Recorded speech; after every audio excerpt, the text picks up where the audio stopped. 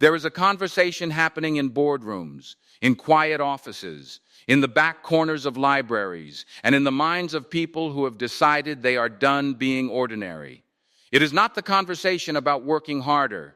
It is not about waking up at 5 in the morning or following a 10-step morning routine. It is a far darker, far more honest conversation about human nature. And at the center of that conversation sits a trait that most people are afraid to name, let alone develop.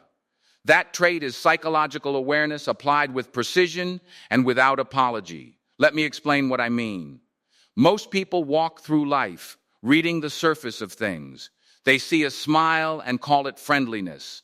They see silence and call it agreement. They see someone being generous and call it kindness. They are operating on the first layer of human behavior, and they are getting manipulated, outmaneuvered, and left behind by the small percentage of people who read what is underneath. Dark psychology, at its core, is the study of the hidden mechanisms that drive human behavior. It is the study of influence, persuasion, manipulation, power, and control. It is the study of what people actually want versus what they say they want. It is the study of fear, desire, ego, insecurity, and ambition, and how all of those forces play out in every interaction, every negotiation, every relationship you have ever been in. Now, I want to be honest with you about something. This knowledge is uncomfortable. It is not the kind of thing that gets printed on motivational posters. It will not make you feel warm and fuzzy about the human race, but it will make you dangerous in the most productive sense of the word. Because when you understand how people actually operate, you stop being surprised by them. You stop being hurt by them.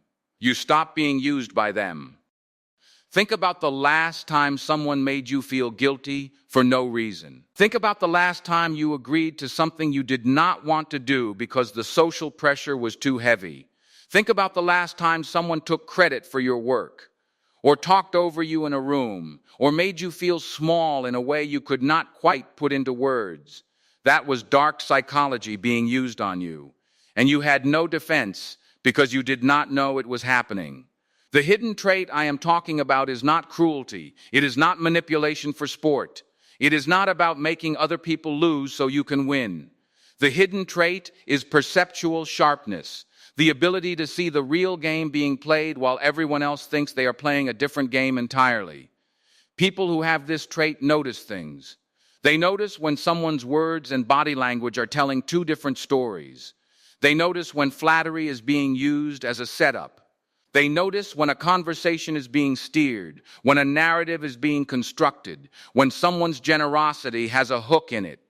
And because they notice, they are not caught off guard. They have time to respond instead of react. Robert Cialdini spent years studying the principles of influence and found that most human decisions are not rational. They are driven by triggers: reciprocity, scarcity, authority, social proof, liking, and commitment. These triggers operate below the level of conscious thought. They work on almost everyone, almost all of the time. The people who get ahead are not necessarily the smartest or the hardest working. They are the ones who understand these triggers and either use them deliberately or are immune to them being used against them. Consider the concept of reciprocity. When someone does something for you, you feel an almost involuntary pull to do something in return. This is not weakness, this is biology. It is built into the social fabric of the human species. But here is what dark psychology teaches you: that pull can be engineered. Someone can give you something small, something you did not ask for, and then come back later and ask for something far larger in return. The exchange is wildly unequal, but your brain does not calculate it that way.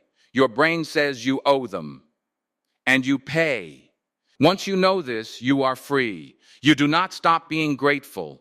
You do not stop being generous. You simply stop being controlled by obligations that were manufactured specifically to control you.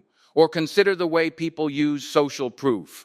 The idea that if everyone around you believes something, it must be true. This is the engine behind every trend, every fad, every moral panic, and every mass decision that people later look back on with shame.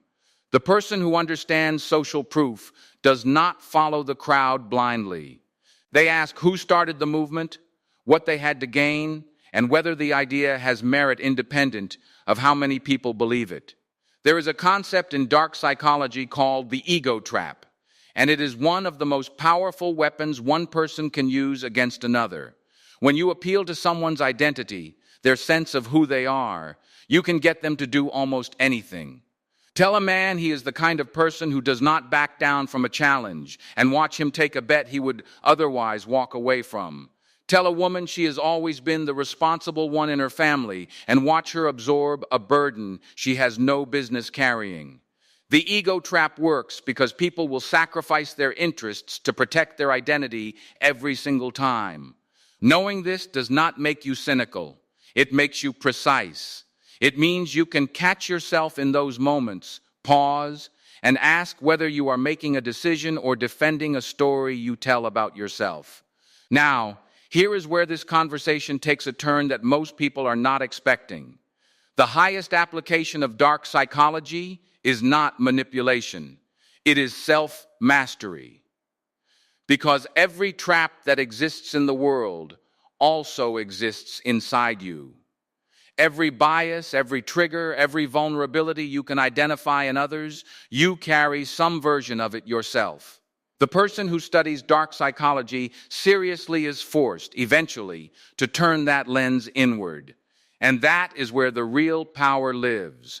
When you understand your own fear of rejection, you stop making decisions to avoid it and start making decisions toward what you actually want.